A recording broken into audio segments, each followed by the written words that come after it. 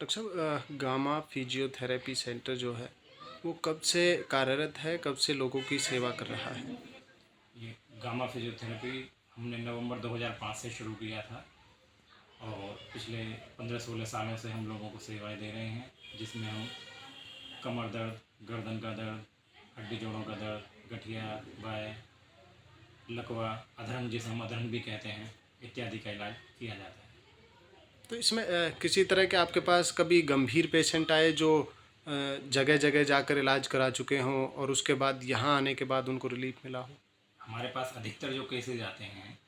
50 से 60%, इवन जब हमने शुरू में खोला था तो हमारे पास 80% पेशेंट वही आते थे जो अलग अलग जगह से इलाज करा के आते थे और कहीं का भी इलाज कराने से उनको असर नहीं आता था और वह ठीक नहीं होते थे। फिर वह थक हार कर हमारे पास आते थे, फिर जब हम उनका इलाज करते थे और काफ़ी हद तक यहाँ पर मरीज़ जो भी आया है वह ठीक होकर गया है। डॉक्टर साहब, देखने में आता है कि अधिकतर जो युवा वर्ग है इस समय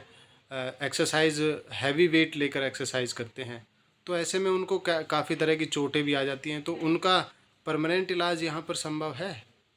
एक्चुअल में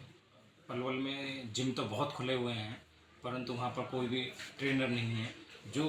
कि जिम करने वाले को यह बताए कि उन्हें अपनी कैपेसिटी के अनुसार कितना वेट उठाना चाहिए, कब कौन सी एक्सरसाइज करनी चाहिए, पहले वार्म अप करना चाहिए। या लोगों को ये तो पता है वार्म अप करना चाहिए, तो वो वार्म अप 10 मिनट की एक्सरसाइज या 5 मिनट की एक्सरसाइज को वार्म अप मान लेते हैं और इससे उन्हें वो ज़्यादा वेट उठा लेते हैं और उनको मसल्स में इंजरी हो जाती है, जिससे उनका मसल पुल हो जाता है या बहुत से बार लिगामेंट भी पुल हो जाता है, जिससे उनको जॉइंट में पेन होने लगता है। जो ज़्यादा आयु वर्ग के लोग होते हैं, बुज़ुर्ग लोग होते हैं, उनको किस किस तरह की दिक्कतें हो सकती हैं और किस तरह के उनको इलाज की ज़रूरतें पड़ती हैं? जो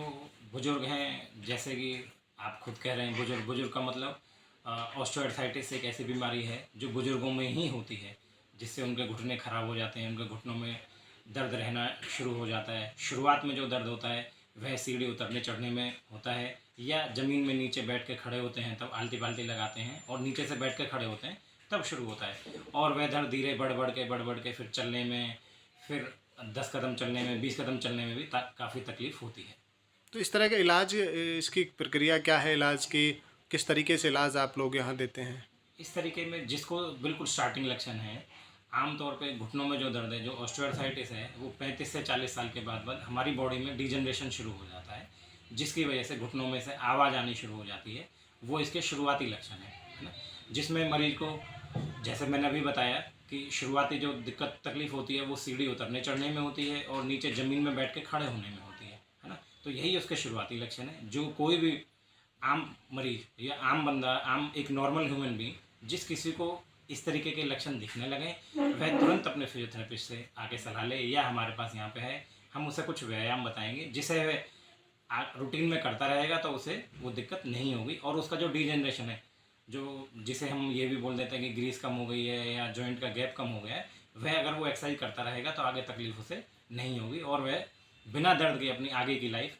जी सकता है। डॉक्टर साहब, एक जनरल क्वेश्चन कि जिस तरीके से आम डॉक्टर से परामर्श हर महीने या फिर रूटीन चेकअप जिस तरीके से कराया जाता है आम डॉक्टर से, उसी तरह क्या थेरेपिस्ट जो होते हैं उनसे रूटीन में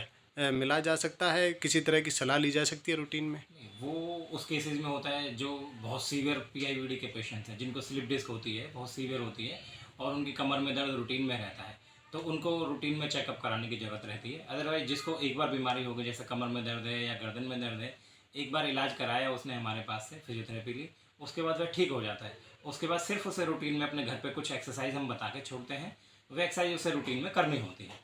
क्योंकि आजकल भौतिकवादी का ज़माना है, लोगों को कंप्यूटर पे काम करना रहता है, मोबाइल पे भी काम करना रहता है, जिसकी वजह से उसमें थोड़ी सी प्रॉब्लम फिर से बढ़ने लगती है। अगर वह मरीज़ उन एक्सरसाइज को प्रतिदिन अपने घर पे करता रहता है तो उसे किसी भी फिजियोथेरेपिस्ट की ज़रूरत नहीं है और वह खुद से अपना इलाज कर सकता है। परंतु उसके बावजूद गलती से या ना चाहते मरीज़ चाहता है कि मुझे एक्सरसाइज करनी है, फिर भी उसे समय नहीं निकल पाता एक्सरसाइज करने के लिए, ऐसे मरीज हमारे पास हफ्ते में 10 दिन में 1 दिन, महीने में 1 दिन आ सकते हैं और अपने जो थोड़ा बहुत दर्द होता है उससे भी राहत पा सकते हैं। डॉक्टर साहब, कोई मैसेज